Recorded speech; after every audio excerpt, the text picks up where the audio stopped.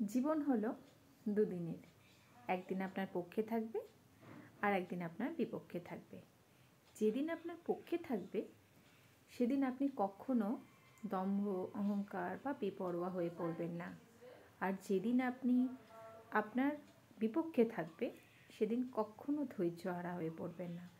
কারণ এই দুটি পক্ষই আমাদের জীবনে পরীক্ষার কোশ্চেন পেপার হয়ে আসে।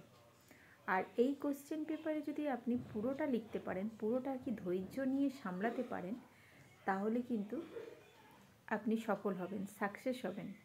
আর এই পরীক্ষাটি নেন ঈশ্বর, উনি উপর থেকে সবটাই দেখছেন, তাই আপনাকে পরীক্ষায় ফেলছে। আপনি কখনো ধৈর্যহারা হবেন না, আর কখনো দম্ভ অহংকারে নিজেকে বেপরোয়া করে ফেলবেন না।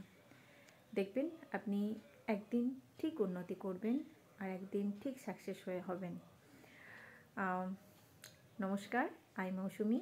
আজকে এই জীবনের এই পক্ষ আর বিপক্ষ নিয়ে আমার ছোট্ট একটা অভিজ্ঞতা আমি শেয়ার করলাম। কেমন লাগলো একটু জানাবেন। আপনাদের যদি সেরকম কিছু মতামত থাকে তাহলে সেটাও আমাকে বলবেন। Tata, good night, love you.